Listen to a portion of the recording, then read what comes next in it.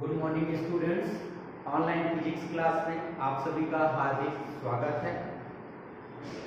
आज हमारा टॉपिक है गाउस के प्रमेय का अनुप्रयोग।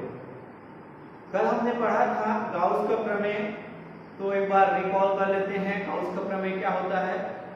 किसी भी बंद पृष्ठ से गुजरने वाला संपूर्ण विद्युत फ्लक्स उस बंद पृष्ठ में उपस्थित कुल आवेश का 1/ε0 होता है, अर्थात Q अपॉन एप्सिलॉन 0।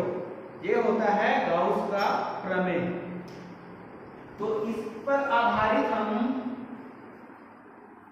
प्रयोगों का क्या करेंगे? अध्ययन करेंगे।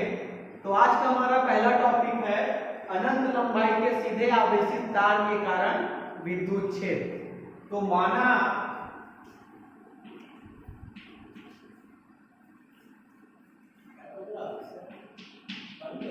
अनंत लंबाई L का एक समान आवेशित तार है। ठीक है, एक अनंत लंबाई का एक समान आवेशित तार क्या है? L है। इसमें आवेश क्या है? समान रूप से वितरित है। ठीक है, जिसका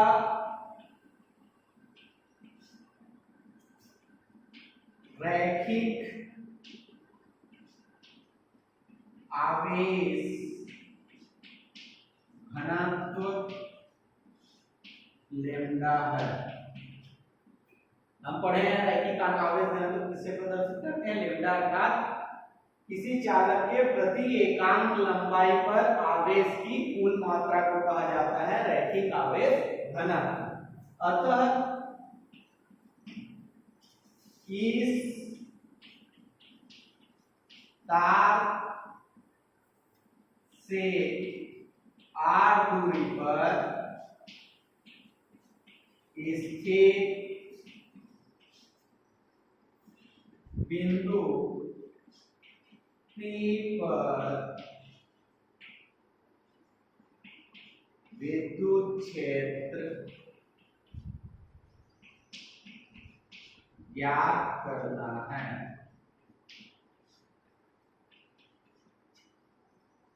तो इससे r दूरी पर क्या है? एक बिंदु क्या है? P है, जिस पर हमको क्या करना है? विद्युत क्षेत्र का मान ज्ञात करना है। एक समान आवेशित तार है तो धन आवेश से जो आवेशित है। तो क्या करते हैं? गाउस का नियम किस लिए लागू होता है? केवल बंद पृष्ठ के लिए लागू होता है। इसलिए अब ये तार जो एक खुला पृष्ठ है, तो इस तार को अक्ष मानकर क्या करते हैं? हम एक स्मॉल l लंबाई का बंद पृष्ठ की कल्पना करते हैं, जो एक राशि पृष्ठ की भांति क्या करता है? कार्य करता है।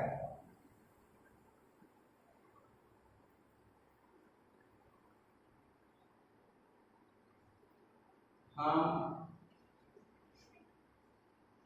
L लंबाई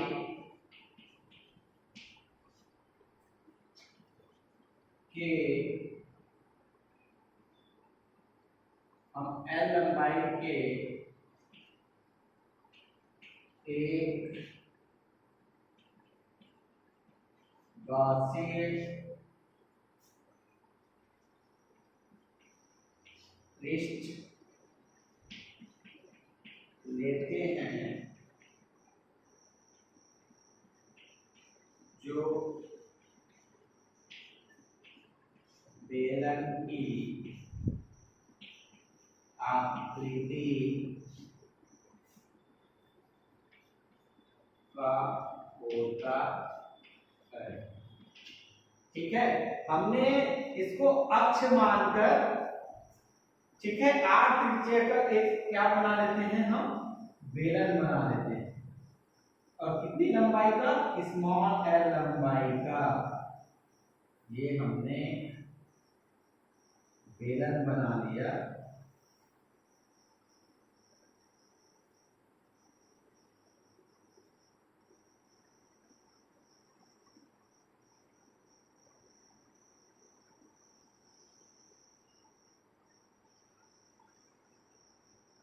ये तो यह बेलन अब क्या हो गया, एक बंद पृष्ठ हो गया अर्थात गॉसियन पृष्ठ हो गया।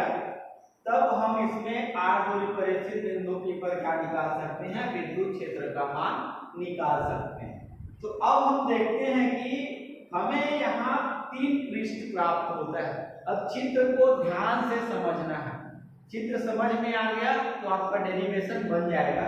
तो यहाँ हमको 3 पृष्ठ प्राप्त होता है, S1 अर्थात ये वृत्तीय पृष्ठ, S2 अर्थात ये लंबवत समतल पृष्ठ और ये S3 अर्थात एक और वृत्तीय पृष्ठ। तो समतल पृष्ठ विद्युत क्षेत्र के क्या है, लंबवत है। विद्युत क्षेत्र क्या है, इस दिशा में है, विद्युत क्षेत्र की दिशा इसी दिशा में है, विद्युत क्षेत्र की दिशा E। यहां विद्युत क्षेत्र की दिशा ये भी E, इसके लिए विद्युत क्षेत्र की दिशा ये E। अब हम क्या करते हैं, जहां एक छोटे छोटे अल्पांश लेते हैं या छोटे अवयव लेते हैं, तो अब देखते हैं ये जो हमारा वृत्तीय पृष्ठ है विद्युत क्षेत्र के क्या है, लंबवत, सॉरी विद्युत क्षेत्र के क्या है, समांतर है। तो विद्युत क्षेत्र इसी दिशा में है, इसी दिशा में क्या है, ये पृष्ठ है। तो विद्युत क्षेत्र के क्या है, समांतर है। तो अब इसका क्षेत्र सदिश ds वेक्टर क्या हो जाएगा, ds1 वेक्टर इस दिशा में हो गया अर्थात ये 90 अंश का कोण बना दिया। यहाँ हमने एक अल्पांश लिया ds, छोटा सा अवयव ds लिए जिसका क्षेत्र सदिश कितना है, ds1 वेक्टर। यहाँ हमने एक छोटा सा अवयव लिया ds2, तो इसका क्षेत्र सदिश अब देखो, चूंकि यह क्या है, लंबवत है, ये ऐसे है, ठीक है, ये पृष्ठ है बेलन का और ये विद्युत क्षेत्र है, तो दोनों एक दूसरे के क्या है, लंबवत है। जैसे मैं ये बता देता हूं एक बेलन की आकृति बना के, ये एक बेलन है, ये वृत्तीय पृष्ठ, ये वृत्तीय पृष्ठ और ये वक्रीय पृष्ठ, समतल वक्रीय पृष्ठ। तो ये ऐसे है, तो ये विद्युत क्षेत्र के क्या है, लंबवत है। तो ये पृष्ठ विद्युत क्षेत्र के लंबवत है, ना कि क्षेत्र सदिश। तो क्षेत्र सदिश क्या होता है, पृष्ठ के लंबवत होता है। तो ये पृष्ठ ऐसे है तो क्षेत्र सदिश किधर होगा, इधर। तो ds2 वेक्टर क्या हो जाएगा, विद्युत क्षेत्र की दिशा में हो जाएगा।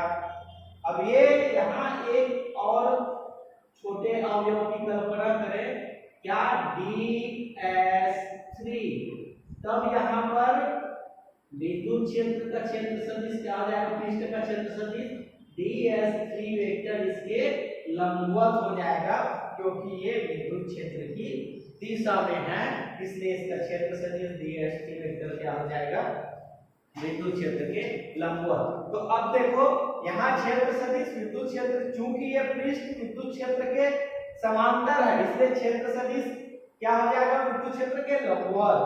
ये विद्युत क्षेत्र के लंबवत है, इसलिए क्षेत्र सदिश क्या हो जाएगा, विद्युत क्षेत्र के समांतर। और ये पृष्ठ विद्युत क्षेत्र के समांतर है, तो ये क्षेत्र सदिश क्या हो जाएगा, विद्युत क्षेत्र के लंबवत। तो ये 90 डिग्री बनेगा और यहाँ 0 एंगल बनेगा। तब ये चित्र सबको समझ में आ गया। अब इसी के आधार पर हमको क्या करना है, हल करना है। इसलिए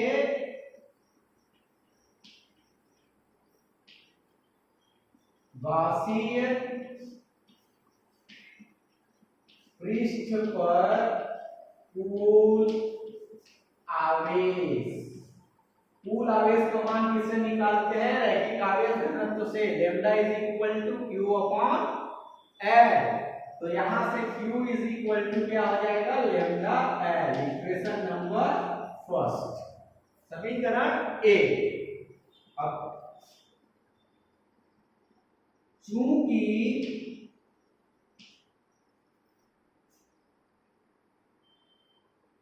पृष्ठ S1 व S3, कौन कौन सा S1 और S3 क्या है, विद्युत क्षेत्र के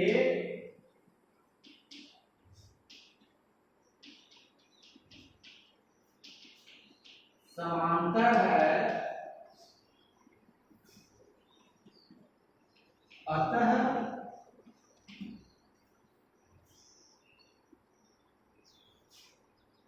बंद वृत्तीय पृष्ठ से निकलने वाला विद्युत फ्लक्स क्या हो जाएगा, बंद पृष्ठ उसका क्षेत्रीय समाकलन E डॉट ds1 का वेक्टर, E डॉट ds1 का vector plus E dot ds3 का वेक्टर, क्योंकि ये दोनों इसके क्या है, समांतर है, ठीक है, लेकिन क्षेत्र सदिश क्या हो जाएगा, उसके लंबवत, तो डॉट प्रोडक्ट क्या होता है, E ds1 cos theta plus E ds3 cos theta, तो ये क्या हो जाएगा, E ds1 cos 90 plus E ds3 cos 90, और cos 90 क्या होता है, जीरो, cos 90 क्या होता है, जीरो, ठीक है। तो ये समांतर था, तो इसीलिए मैंने पहले बताया क्षेत्र सदिश सबको समझ में आना चाहिए। क्षेत्र सदिश जो होता है किसी भी पृष्ठ के लंबवत होता है, ठीक है, तो ये क्षेत्र पृष्ठ है उसके लंबवत क्षेत्र सदिश, ये पृष्ठ है उसके लंबवत क्षेत्र सदिश, ये पृष्ठ है तो इसके लंबवत क्षेत्र सदिश, ठीक है। इधर मैं रब कर दूं,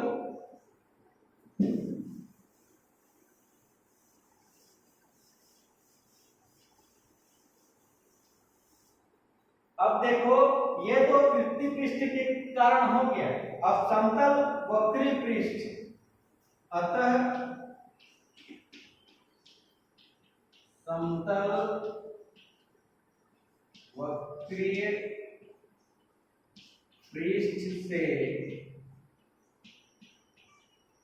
गुजरने वाला विद्युत फ्लक्स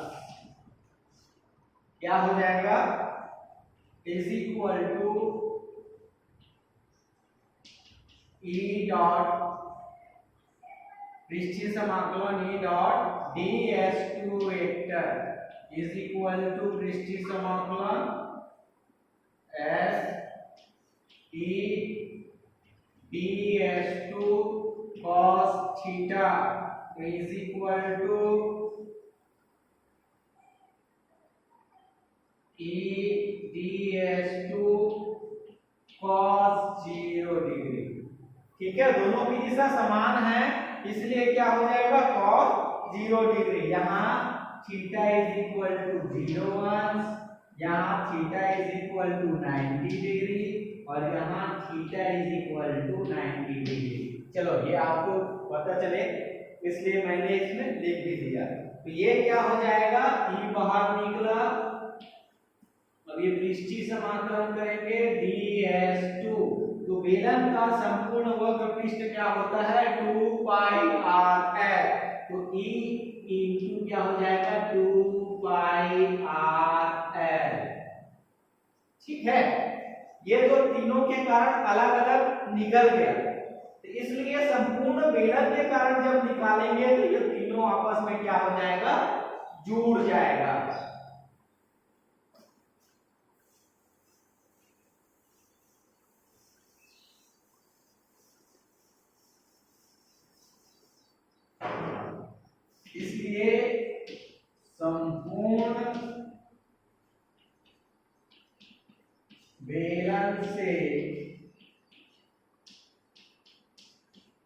निकलने वाला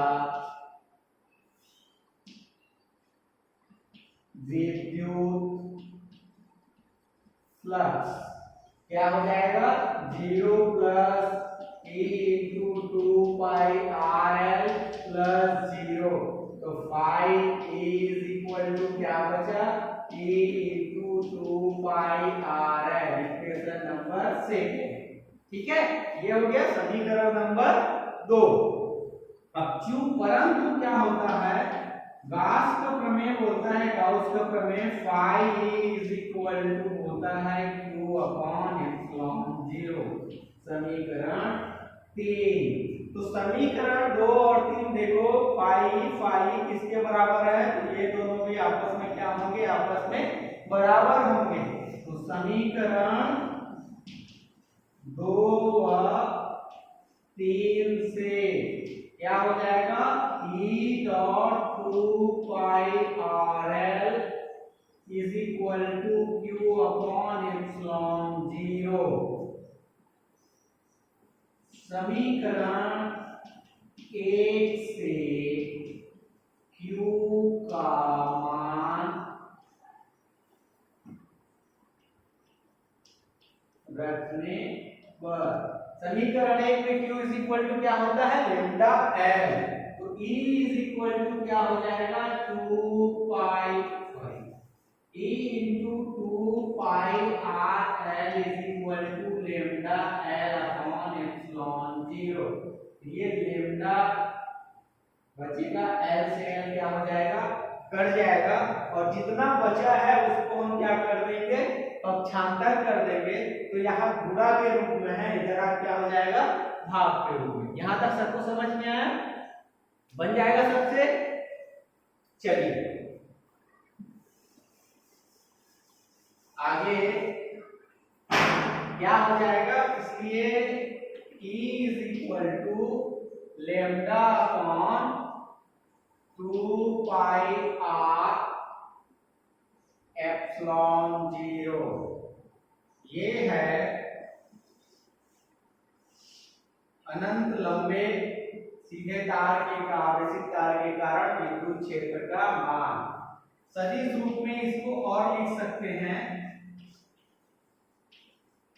सदिश रूप में क्या हो जाएगा, वेक्टर लग जाएगा, vector is equal to lambda 2πR epsilon 0 n cap.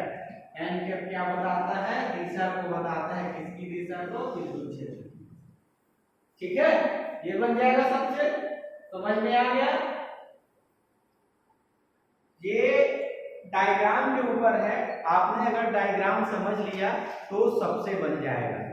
चलिए अब आगे देखेंगे, एक समान आवेशित समतल चादर के कारण विद्युत क्षेत्र। एक समान अगर कोई समतल चादर आवेशित है तो उसके कारण विद्युत क्षेत्र का मान कितना होता है।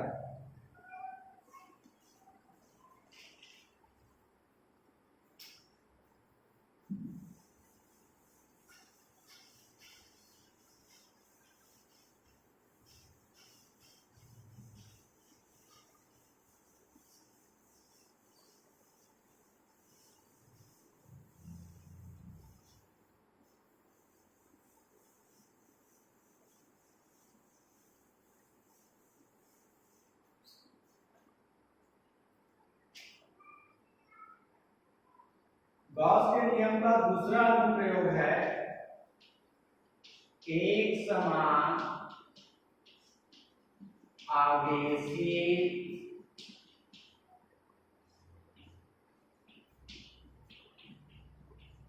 समतल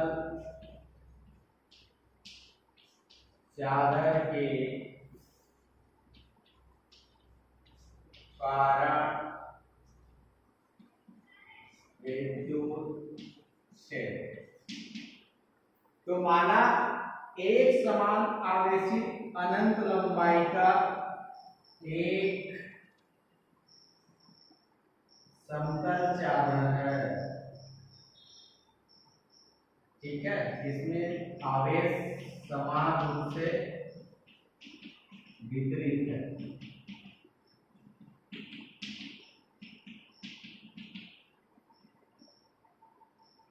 ए बी सी डी। तो माना ए बी सी डी एक समान आवेशी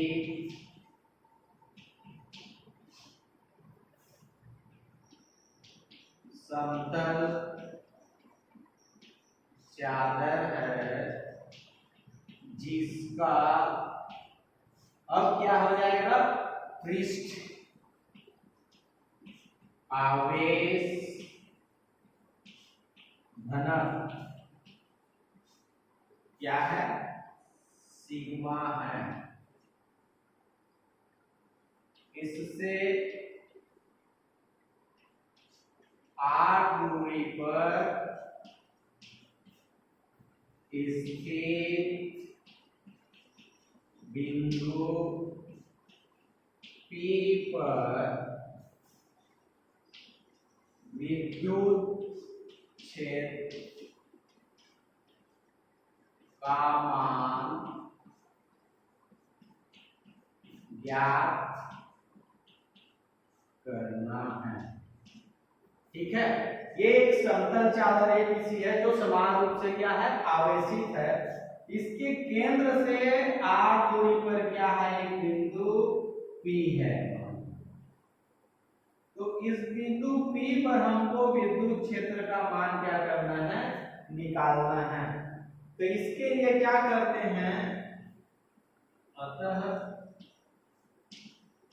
PPS तक 2r लंबाई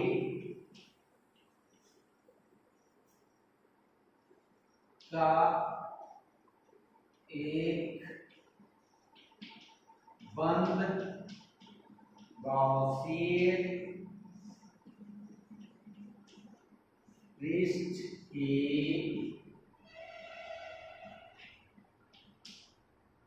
रचना करते हैं जो बेलन की आकृति का होता है तथा जिसके वृत्तीय भाग का क्षेत्रफल क्या है, a है। अब देखो हम A P से P डेश इधर, ये इसका केंद्र बिंदु, इन दोनों के लंबाई तक 2r लंबाई तक, यहां से r है और यहां से भी क्या है, r है। एक बेलन का रचना करते हैं।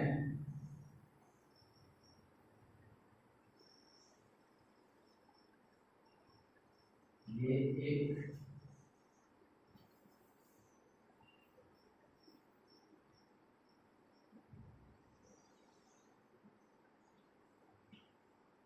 बेलन की रचना करते हैं। ये क्या हो गया, P डैश। तो विद्युत क्षेत्र की दिशा इधर किसमें होगी, इस ओर होगी, और इसमें विद्युत क्षेत्र की दिशा क्या होगी, इस साइड होगी। धन आवेश से बाहर की ओर होता है विद्युत क्षेत्र। तो हमको यहाँ 3 पृष्ठ प्राप्त हो रहा है, 2 वृत्तीय पृष्ठ और एक समतल वक्री पृष्ठ। तो अब देखो, समतल वक्री पृष्ठ जो होता है वो विद्युत क्षेत्र के क्या है, लंबवत है। ठीक है, विद्युत क्षेत्र इस दिशा में है तो ये उसके लंबवत है। ठीक है, सॉरी, समतल वृत्तीय पृष्ठ जो है क्या है, विद्युत क्षेत्र के समांतर है, इसी दिशा में है, इसलिए विद्युत क्षेत्र के पृष्ठ समांतर है, इसलिए यहाँ एंगल जो बनेगा वो क्या हो जाएगा, 90 डिग्री का। तो ds वेक्टर क्या हो जाएगा, यहाँ पे 90 अंश का हो जाएगा। तो यहाँ एक अल्पांश लिए तो उसी प्रकार से ये क्या है, उसके विद्युत क्षेत्र के लंबवत है। ये पृष्ठ हो गया, ये इसका विद्युत क्षेत्र उसके क्या है, लंबवत है। तो इसका क्षेत्र सदिश ds वेक्टर क्या हो जाएगा, ds1, ये ds2 और ये हो जाएगा ds3। समझ में आया? चूंकि ये समतल वक्री पृष्ठ विद्युत क्षेत्र के क्या है, समांतर है, इसलिए क्षेत्र सदिश विद्युत क्षेत्र के साथ 90 अंश का कोण बनाता है। और चूंकि ये दोनों वृत्तीय पृष्ठ विद्युत क्षेत्र के क्या है, लंबवत है, ऐसा विद्युत क्षेत्र है, और ये वक्री पृष्ठ है, तो ये उसके लंबवत है। तो मतलब क्षेत्र सदिश क्या हो जाएगा, पृष्ठ के लंबवत होता है क्षेत्र सदिश, तो ये विद्युत क्षेत्र की दिशा नहीं हो जाएगा। तब चलो चलते हैं इसका डेरिवेशन। इसलिए क्या हो जाएगा, 1 गॉसीय पृष्ठ के अंदर कुल आवेश। अब बंद गॉसीय पृष्ठ मतलब ये समतल पृष्ठ नहीं ना, ये जो बेलन बना है उसके अंदर बस कुल आवेश, अर्थात Q is equal to sigma और क्या हो जाएगा, A।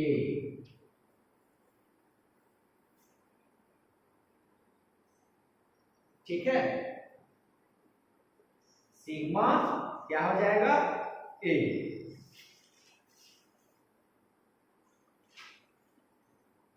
क्योंकि A क्या है, इसका क्षेत्रफल। समीकरण नंबर 1, अतः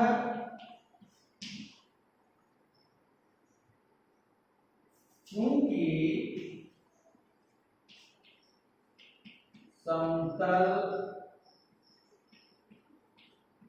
समतल वक्रीय पृष्ठ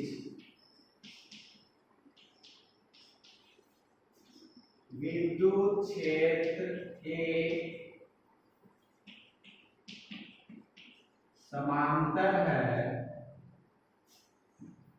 अतः इस पृष्ठ से गुजरने वाला वैद्युत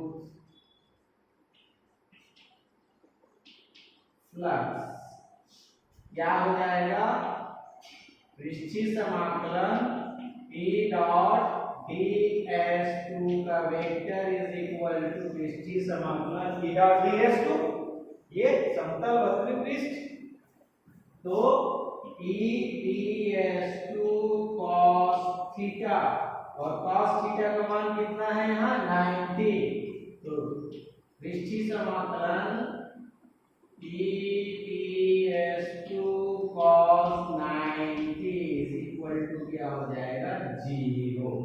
इसका वैल्यू कितना आ गया, 0। बार बार एक ही चीज को याद रखना, ये लंबवत है, ये समांतर है, तो यहाँ 0 एंगल नहीं आएगा। पृष्ठ विद्युत क्षेत्र के समांतर है, जबकि विद्युत क्षेत्र किसके साथ कोण बनाता है, क्षेत्र सदिश के साथ कोण बनाता है। तो क्षेत्र सदिश विद्युत क्षेत्र के साथ अगर कोई पृष्ठ समांतर होता है तो क्षेत्र सदिश लंबवत हो जाता है, और कोई पृष्ठ लंबवत है तो क्षेत्र सदिश क्या हो जाता है, समांतर हो जाता है, अर्थात 0 एंगल बनाता है। ठीक है, समझ में आया? तो इस बात को सबको ध्यान में रखना है। चलिए,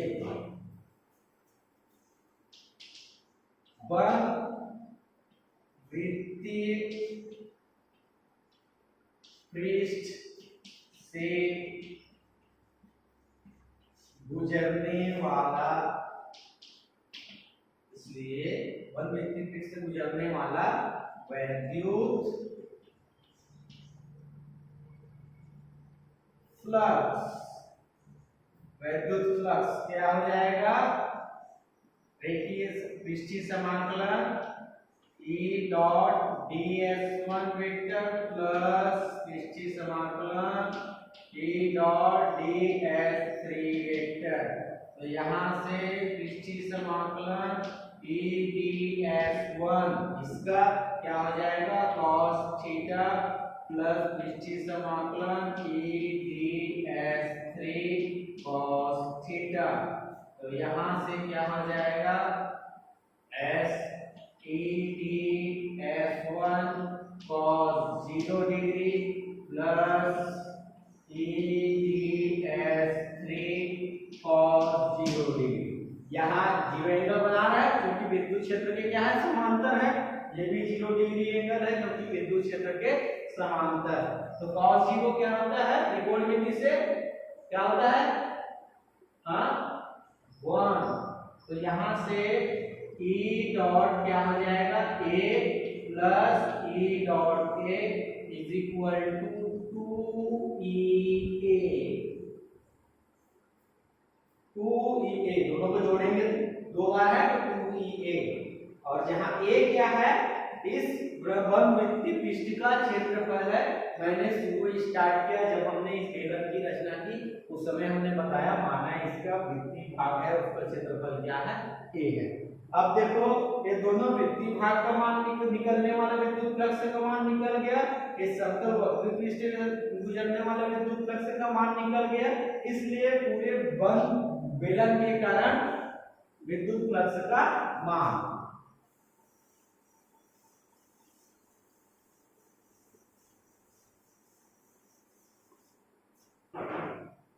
अतः संपूर्ण बेलन के कारण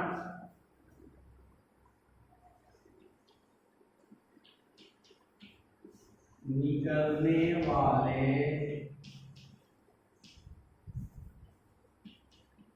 वैद्युत फ्लक्स का मान क्या हो जाएगा phi E is equal to क्या 0 प्लस 2EA। एक का 0 निकला एक का 2EA। तो phi E is equal to 2EA equation number second. परंतु गॉस का प्रमेय क्या होता है phi A is equal to q upon epsilon 0। समीकरण नंबर 3 ये होता है ना गॉस का प्रमेय। तो गॉस का प्रमेय phi is equal to q upon epsilon 0 और phi is equal to 2EA। जब ये दोनों फाई के बराबर हैं तो ये दोनों भी आपस में क्या होंगे बराबर होंगे। तो इसलिए समीकरण 2 व 3 से क्या हो जाएगा 2EA is equal to q upon epsilon 0। समीकरण 1 से Q का मान रखने पर समीकरण 1 से हमने क्या किया यहाँ Q का मान रख दिया। तो समीकरण 1 में Q का मान क्या होता है कुल आवेश 2EA is equal to sigma A upon epsilon 0। क्या होता है सिग्मा A। तो A से A क्या हो जाएगा यहाँ कट जाएगा 2 बचा उसको क्या करते हैं उधर पक्षांतर कर देते हैं। यहाँ तक समझ में आ गया मिटा दूं सबसे बन जाएगा ना। कहीं कोई डाउट हो तो आप पूछ सकते हैं।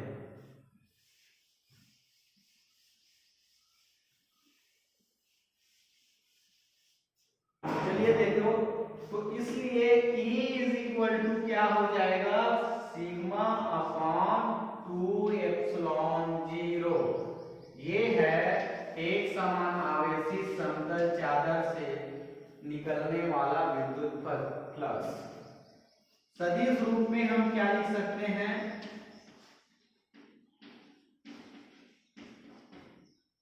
Vector vector E is equal to sigma upon 2 epsilon 0 dot n cap. N cap बताता है विद्युत क्षेत्र की दिशा को। तो ये है एक समान आवेशित समतल चादर के कारण विद्युत क्षेत्र का मान। और आप सबको ये बनना चाहिए गाउस के नियम प्रमेय का अनुप्रयोग। यहाँ हमने देखा अनंत लंबाई का अगर कोई आवेशित चालक है उसके कारण विद्युत क्षेत्र, और एक समान आवेशित समतल चादर है तो उसके कारण विद्युत क्षेत्र का मान गाउस के प्रमेय की सहायता से। आगे कल हम देखेंगे एक समान आवेशित गोले के कारण विद्युत क्षेत्र का मान। तो यहाँ सबसे बनना चाहिए, अगर कोई डाउट हो तो आप पूछ सकते हैं, बिल्कुल पूछने में संकोच नहीं करना है। ठीक है, धन्यवाद।